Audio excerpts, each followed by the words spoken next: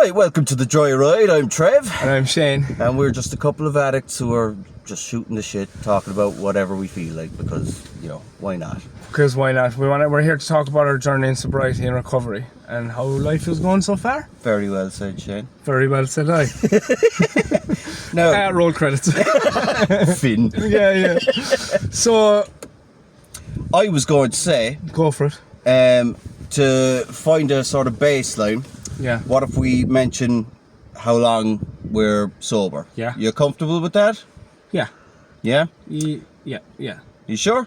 I am. Fuck them all. Fuck 'em, that's Fuck exactly 'em. it. The forces that are out there that want to tear us apart, fuck them. Do you know what I mean? Yeah. Fuck 'em. Yeah. So I recently turned 21 months 21 sober. months.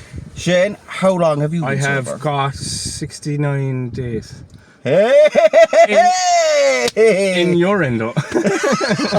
No. 69 days back from a period of relapse, yeah. Because I was going to say, we met on the exact same day. We were did. both going into Treatment. rehab at Yeah. the same time. Very same day, yeah. So basically that means I'm winning sobriety. You're winning, I'm failing, but I'm prettier, so... So, the balance is yeah, the there. balance is there, yeah. 69 days. 69 days, Fair yeah. fucking play, boy. So, Back from period of relapse, yeah. what happened? Do you know what happened, lad? So I came out of treatment with yourself last year. You were the week before me. I needed an extra week because I was extra fucked up. So I came out of treatment, and we were all doing very well. I was doing very well, and I got a lot from it, and I got really honest with myself in treatment, and I did, and I got a lot from it, and I was doing my best, and then I wasn't doing my best. But I wasn't doing my best unbeknownst to myself, I hadn't fully surrendered, for those that are in recovery, they'll understand when we say surrendered, but I really hadn't surrendered. I was still, cocaine was my issue, as you know, and that's what I went to treatment for, and gambling. So I was still drinking from time to time, the odd couple of drinks here and there with my missus. Because it wasn't your problem. Because it wasn't my problem. Yeah. But that, as I was explaining to you a while ago, that alienated me from the rooms, from the AA meetings, because I couldn't go in in good conscience because I was drinking. And I didn't have a desire to stop drinking because I didn't see drinking as a problem. But obviously we lose all inhibitions and, sorry. Yeah, you just spat all. I was going to coast over it, but we'll cut that. But... so obviously Say it, don't. don't spray it, yeah. Sorry. Fucking lispy langer. But Go on, cokehead. yes, you drunken bastard. So then obviously getting drunk obviously led to me getting a bag because you lose all inhibition. So and then it became a weekly problem. After a while it became a weekly problem, and then of course I'm an addict, but I also became chemically dependent, and I couldn't get enough distance between me and the drug to stand upright. It felt like, Trevor, every time I stood up and dusted myself off, I was knocked back down again, it was... But I kept going to meetings, or I kept going to my aftercare, lad, and I kept actually talking about it, and I kept asking for help, and I kept asking my higher power to come back in my life, and I kept asking my higher power for help, and I got help, lad. Yeah. It came, and the book talks about a spiritual change, and... a spiritual awakening, and it fucking happened, I really saw things differently.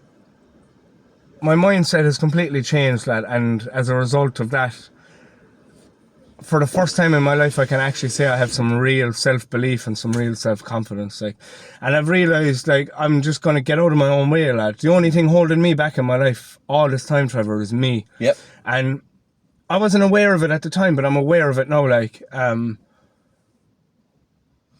That's big, man. It is very big, but all these things, the self-critic, I was mentioning this to you a while ago before we started recording, the self-critic is the killer, It'll fucking ruin you.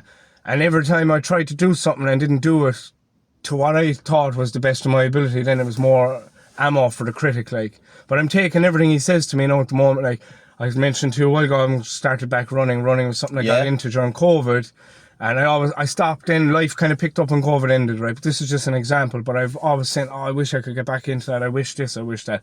But that's fuel for that prick inside my head. But no, I took that and I started running again, So I'm just trying to take away the ammo, and every time he comes in with a bad negative thought, I'm getting rid of it straight away, like, because I don't have time for it in my head anymore, Yeah. Trevor, like, Yeah. because it's my addiction has held me back so much in my life, like, it's stopped me from doing things that I wanted to do, and it's made me think that I'm a useless cunt and a horrible person, and it's just simply not true, like. But as we were saying, That's a fucking cool thing to be able to say, man. Yeah. Like, to be able to recognise, no, I'm not a fucking Yeah. shit person. Yeah. That took me ages. Yeah. Like, it's taken me years, like, do you know? I definitely had to like fake it till I made it, Yeah. sort of thing. And like, it's still difficult to, you know, be course. proud of myself. course. But I am, you know, Yeah. like I'm achieving things, and when I do achieve things, I take the time to go, fuck it, well done, boy. Yeah. You know? That's really, really important. Like, it doesn't matter how small the win, like, all of these things snowball and they compound into one huge win, and that's you being sober and staying sober and feeling good about yourself, man.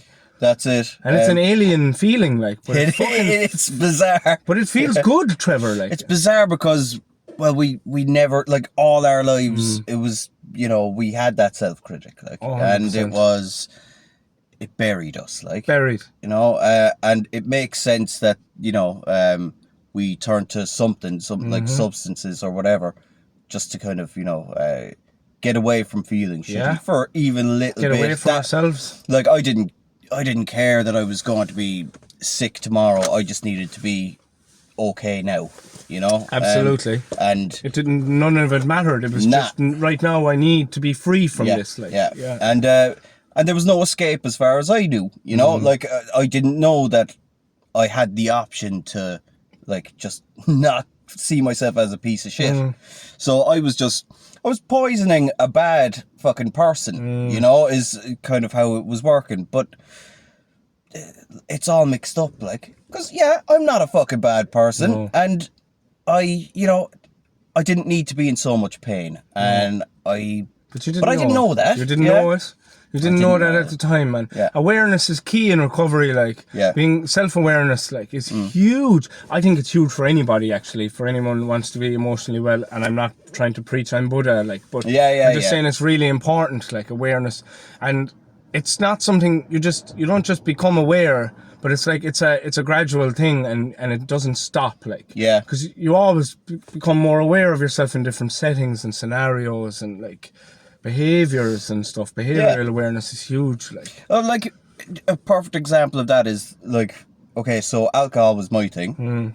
Now, I'm, and this isn't for everyone, but I'm always comfortable, like, going to pubs and things like that. Like, I'm fine being around alcohol, because to me, alcohol isn't actually the problem. It's the situation or the environment. Yeah. So, like, I am still an anxious person.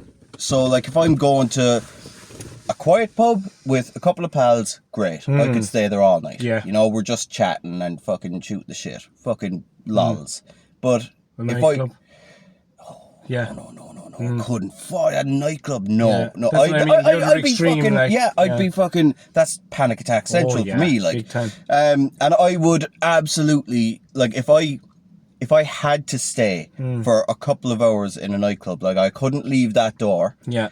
I would drink. Yeah. I would eventually get to a point where I am too fucking, there's too much going on. I'm over fucking Overstimulation, stimulated, yeah, and I'm, after losing all my faculties, I'd just be like, get me the fuck out of this. Yeah. Which is me. Yeah. You know, it's like there wouldn't be any necessarily anything to be scared of, or there anything dangerous. People just fucking dancing, having a good time. Yeah. But so much is going on that I'm confused. Yeah. And Your brain is overloaded with information, like. and I can't pinpoint a fucking single thing to Yeah. focus on. So Yeah. it's just, get me to the bar. Yeah. I'll fucking slam back something so that Yeah. I don't have to feel everything so Yeah. intensely. Yeah. You know, To numb yourself down, like. just yeah. dull it a bit, Yeah. you know. And a situation like that, of course, is, you know, that's the slope then, you know. Yeah, of I course. can't, Once is enough to Yeah. make you fucking start that slope, like. like, I haven't had a relapse since so in the last 21 months, which I'm delighted about. It's huge, But man. it is, and I'm fucking delighted about it.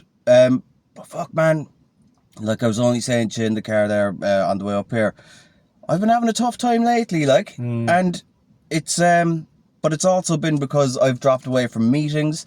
And the main point about that is that because I've not been going to meetings, it's not necessarily meetings, but I've not been talking to people.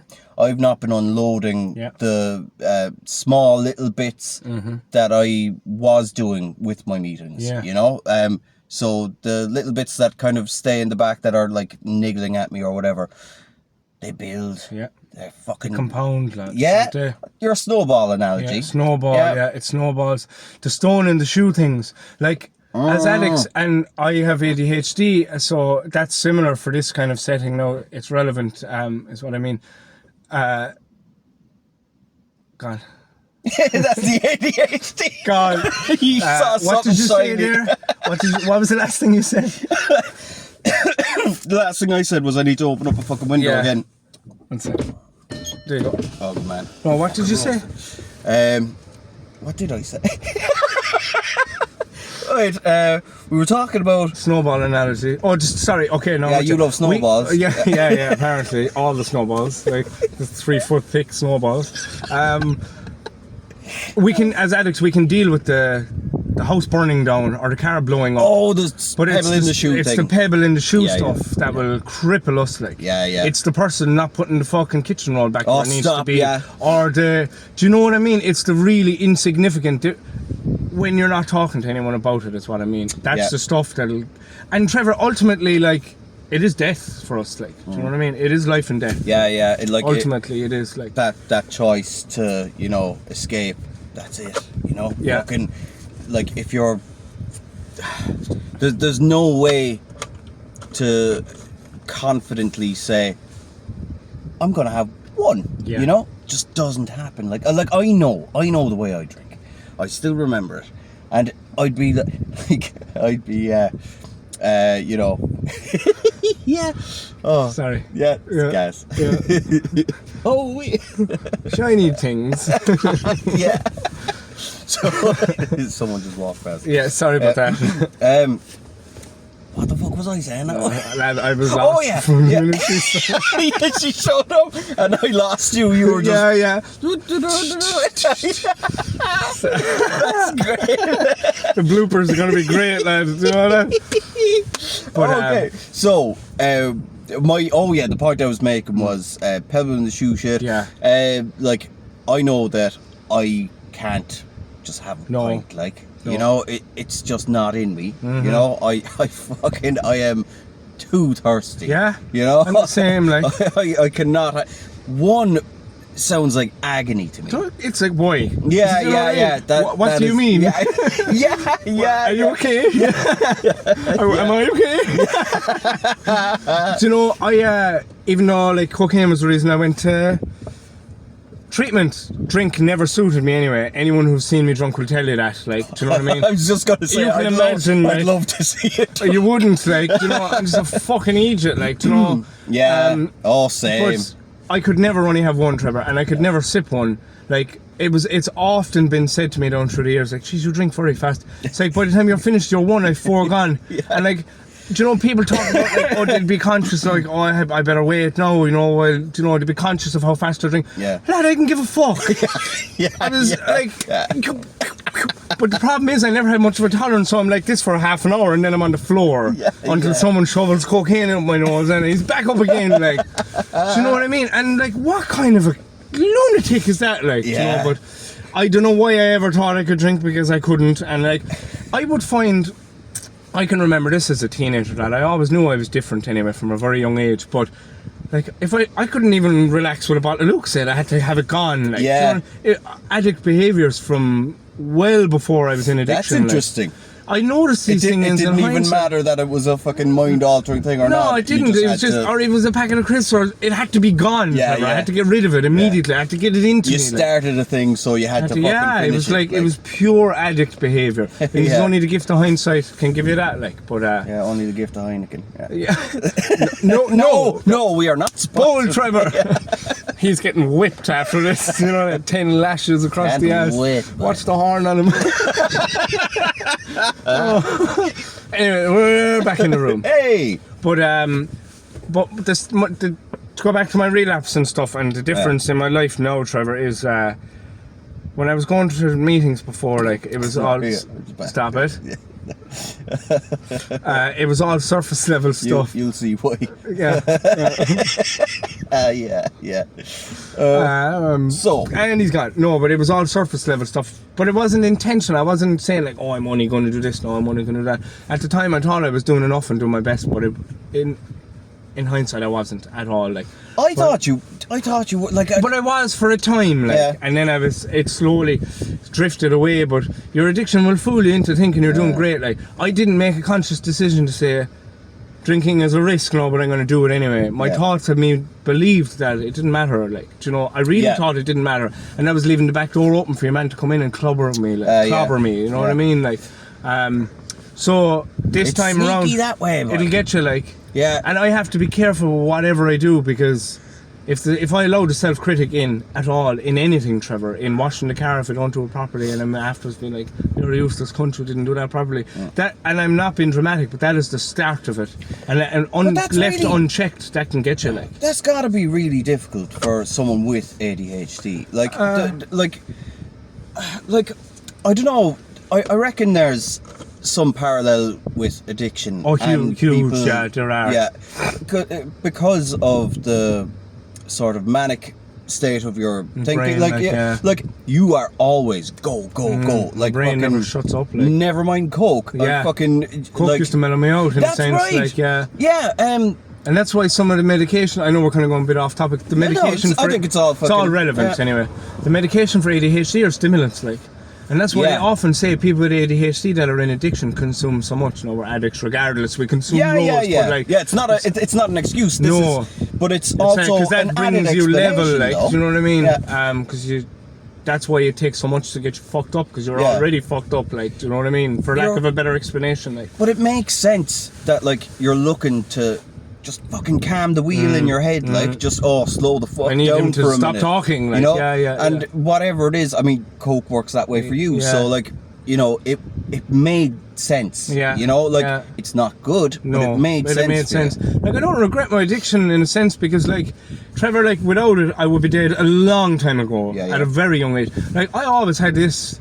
Why did you say that, by the way? I always had this background assumption, Trevor, that I was going to be dead before I was 30. And the background assumption was that it was going to be by my own hand. Like, likewise. I was going to kill myself in one way or another, and I mean either by just being crazy and getting yourself into crazy situations, upturned cars, fucking ploughing into trees, and all these crazy situations that happen, or else it was going to be with a rope around my neck. And for anyone listening, we're not being flippant about suicide, but this was a real reality, and we'll get into that more, because it was reality for both of us. Like, but that, I literally only a few months back, I was at this gaff party, and I was there with a couple of friends, and we were talking, because, like, in the last year when I was still drinking, I had 2 failed suicide attempts, 2 failed intentional overdoses. Yeah.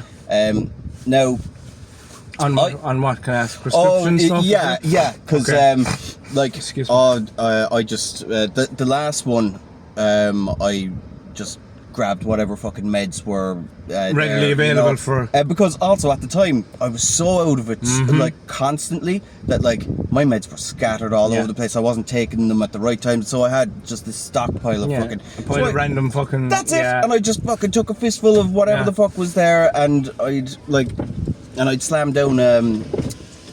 Up we go. And I'd good call. Just a little bit of a draft, There we go. Okay, maybe not. There we go. This technology, we have AI in that. Just ask ChatGPT. But no, come on, let's stay on topic one. Okay. So your tablets and. So, took a rake of tablets, and I'd finished off a litre of vodka, which was, like, the vodka was typical of my day-to-day at that stage. Yes. So, I was quite happy and, like, easy to drink that, but I just said, I don't want to wake up tomorrow. Like, I just decided, I'm checking out. No, this is it now, Now, what's interesting, right? And so I did that, but I started throwing up, and I was after texting a pal saying, this one's it, I'm gone. And so, you know, paramedics showed up Okay. and fucking, they thought I was going to have a fucking banger because of all the meds I was after taking. And I was just like, no, I'm not going fucking anywhere. Of course, you know, being fucking a difficult prick of an belligerent. addict, like, yeah. Absolute fucking monster, so I Yeah. was.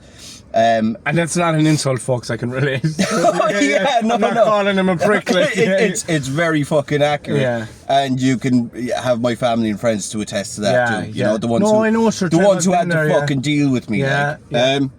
So I ended up going to the hospital anyway, and that was when I was given my ultimatum. Look, we can't be, you know, scared of finding you dead in the morning. It's either we have to wash our hands of you, you go fucking find your own place somewhere, or even homeless. They were whatever. done, like. Just fucking. It's either that or going to treatment. Yeah. And I was, you know, they talk about fucking your what's it? Not low point. What do they call it? Oh, sorry, rock bottom. Rock bottom. Yeah. That was it for me. Do you know? Yeah, go on. Like the real fucking deal Yeah. where it was like, okay, that's it. So I had nothing left, and I was just like, fine, just lead me to the door. I'll do whatever anyone You says. give up, Trev. Yeah. That's what it was. You That give was up. surrender. Yeah, you know. surrender to win. That's but just before I forget it, what was interesting about when I was at that house party, we were talking about that.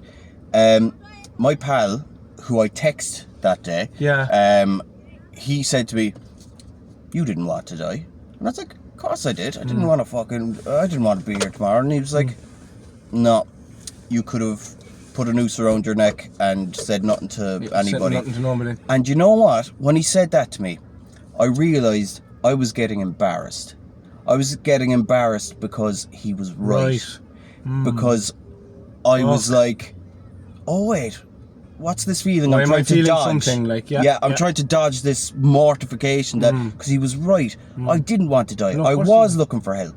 And Your addiction wanted to kill you, Trevor. yeah, Trevor wanted to live, like. yeah, that's Yeah. it. And when he said that to me, I was like, every fucking part of me wanted to go, no, you're wrong. You know, don't want to listen to this. Yeah, No, yeah. I was hardcore, man. I wanted to go out and fucking. Yeah. No, I wasn't. I was scared. Yeah. I was hurt. Yeah. I was in so much pain and I couldn't get out of it. And I needed someone to help me, and I didn't know how else to ask for it. You needed help, yeah. So, I mean, it's a kind of a case where I was going to be okay had I not woken up, but I didn't want that to happen. Yeah, of course. Not really. No, of course. you I didn't. want. That's why I sent the text, and Yeah. that's. I'm sure I probably could have taken more meds. I don't know. I can't remember what was there. now, 'cause I was out of my I fucking know head. what you're saying, But though, like, yeah. I could have done something to make it more permanent. Like there were choices I could have done. You fucked yourself out the top window, and I'm not joking, like, do you know what I mean? Well, I live in a bungalow, so I would have just. You would have bounced. You would have broke both legs and went, oh, fuck. No, but I just mean you couldn't, like, because if you had really resigned, like, you would have checked out, like. That's it. Like, I'd tell no one fucking, and like I'm so desperate for this that I'm telling no one, and nothing else matters in the world but me disappearing. Yeah. Clearly that wasn't the case there, you know. But what really is interesting is that I was so embarrassed. Yeah. I was embarrassed to admit. It's interesting that you recognise that. It's something that I genuinely wasn't able to do before, you know.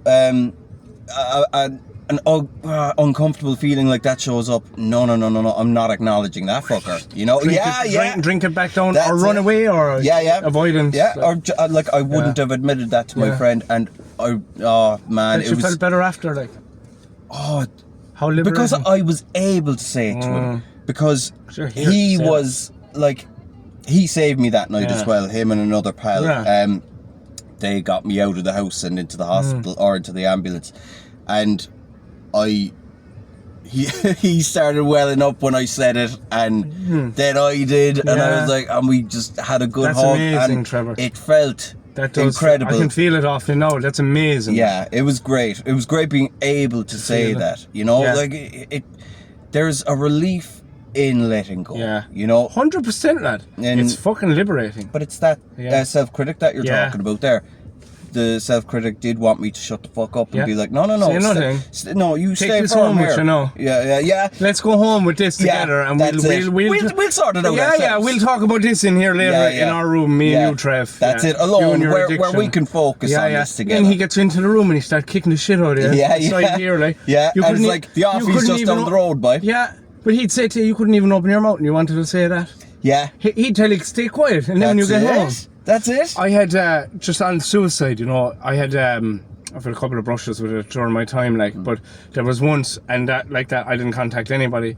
It was heavy, lad. So, like, this is before I went to treatment the first time in 2021, just before we met. I thought I knew it was a problem for ages without having internally acknowledged it, you know, for months and months and months, like, and, when it was getting progressively worse, I was using 24/7, really, like, and expensive habit, by fucking sure I started dealing then, Trevor, like just to pay for it, and sure all the craziness that goes with that. Like but anyway, I have no idea about like how much coke. Too much. Like, yeah, yeah.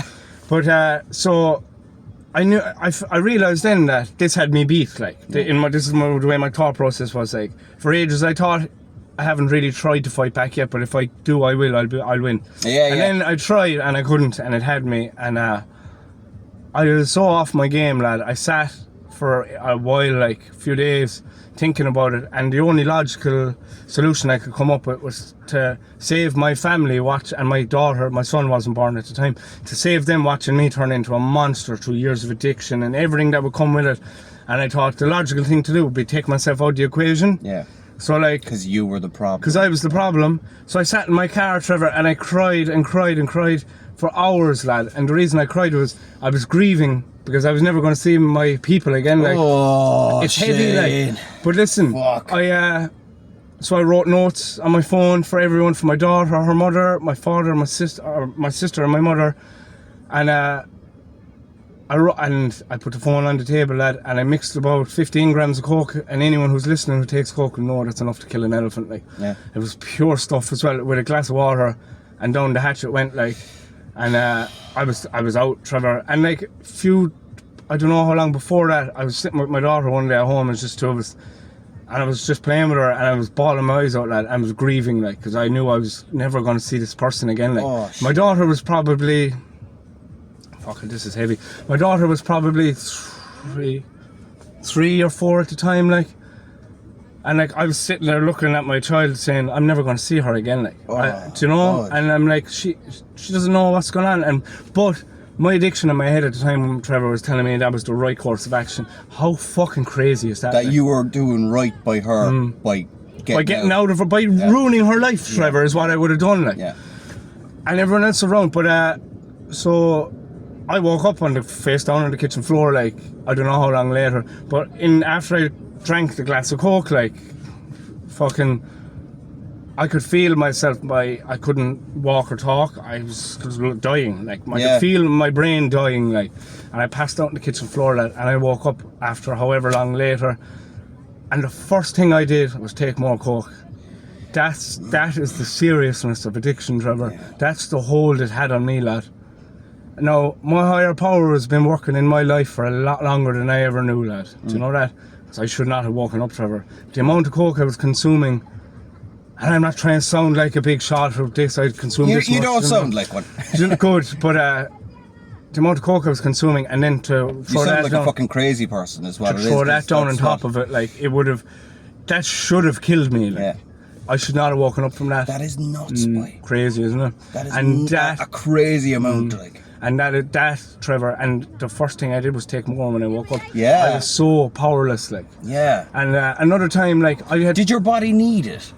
Probably did. Well, with cocaine, withdrawals is instant, like. Right. The minute you stop taking it, the high starts wearing off, it's instant withdrawals. I don't know, I've never had withdrawals from alcohol, but I don't think it lasts as long. It's shorter and more intense. Yeah, Maybe not more intense, but it's short-lived. But it happens all rapidly, like, concentrated. So my body did need it, like. But my body had my cocaine addiction.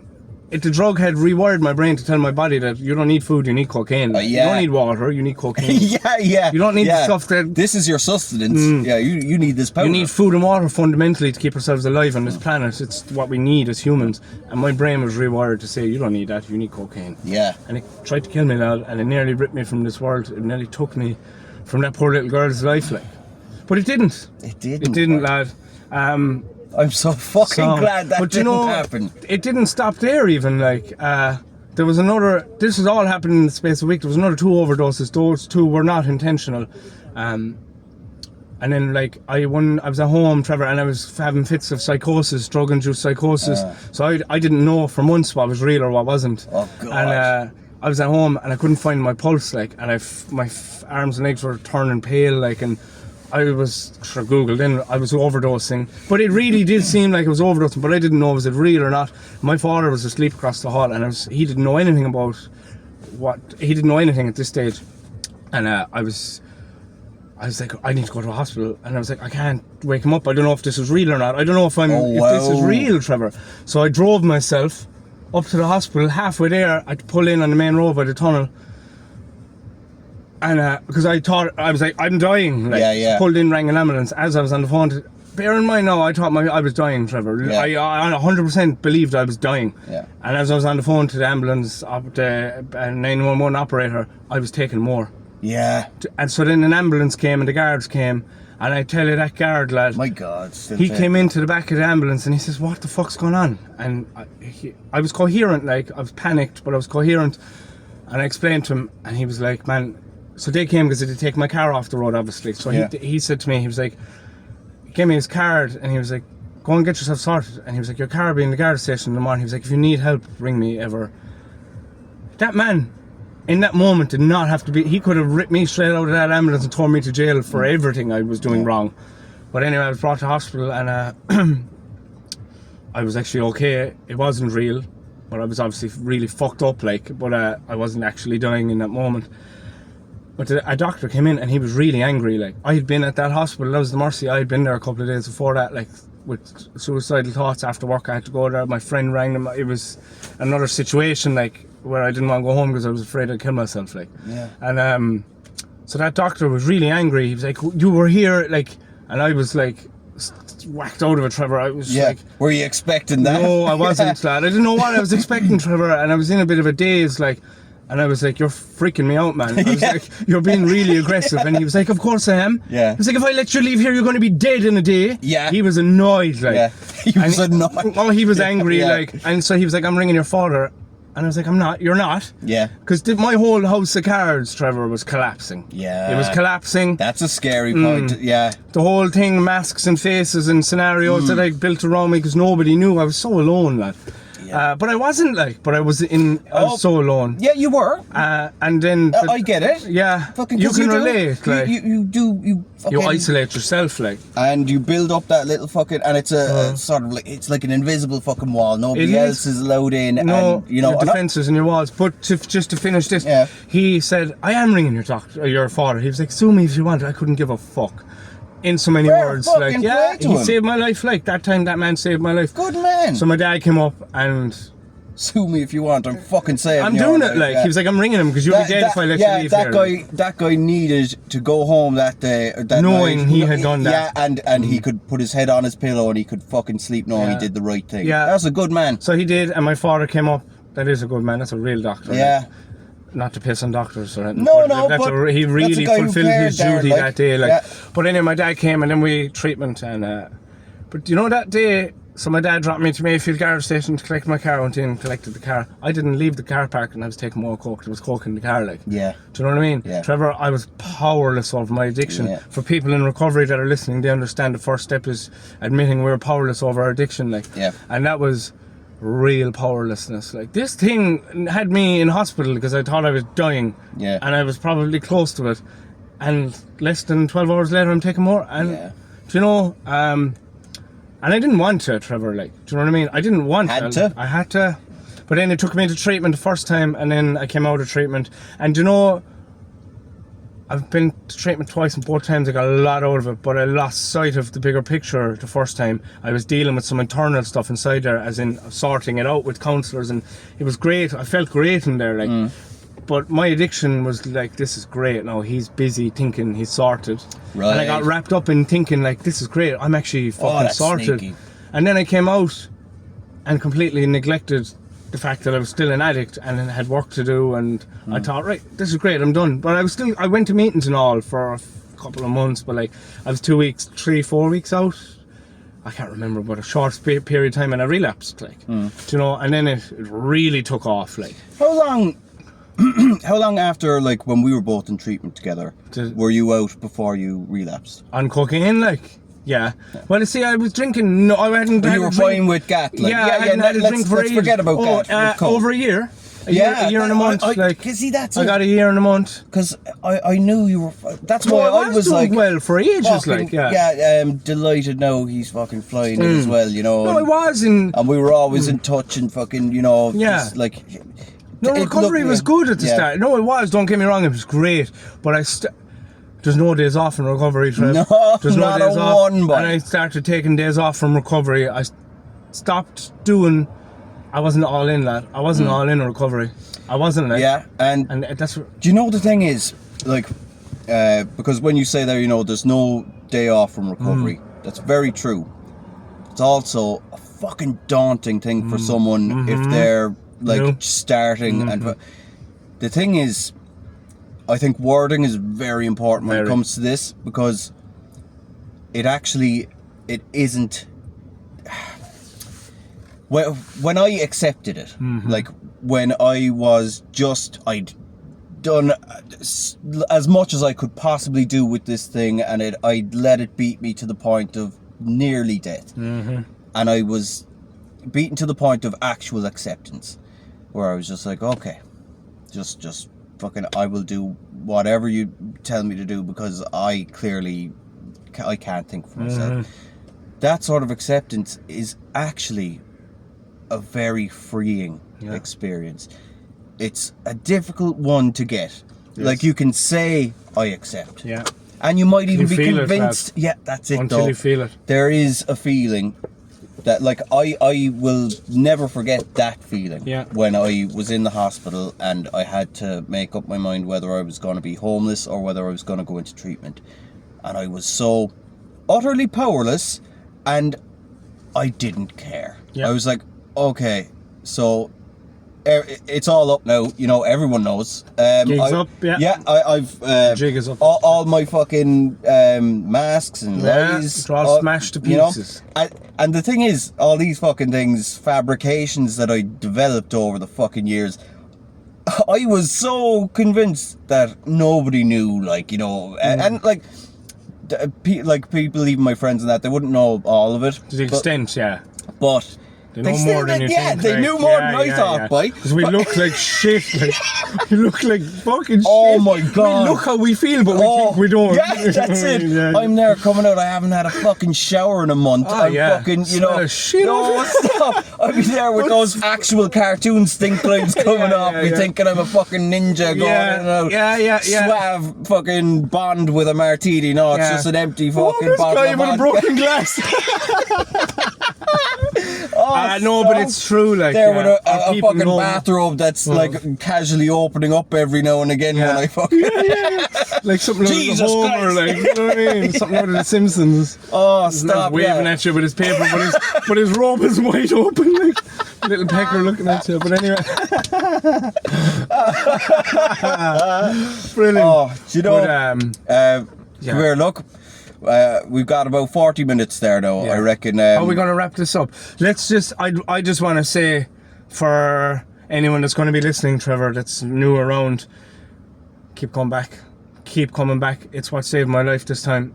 Just keep coming back. Be open and just do your best to listen when you're in the rooms. Just keep coming back. Like, it's honestly, it is as simple as that.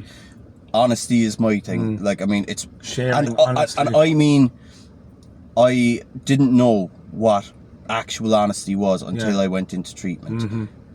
There was so much that I was still holding back. I'd be honest, but only to a point. Yes, surface level. Actual honesty and actually recognizing the feelings that you're, like, that mortification I had from needing help. Yeah. Like, that sort of stuff. Isn't that crazy? What a weird fucking thing. Like, it should be natural to say, I need help. The beauty of humanity is the imperfection. Like, do you know what I mean? Go on, sorry. We're fucking right, so. Yeah, legal. Catch and see the who. Do you know what I mean? So, keep coming back. Yeah. get as honest as And you talk, possibly can. talk. Don't Doesn't leave matter it in there. if it's good or bad. Talk. This is the fucking bad place.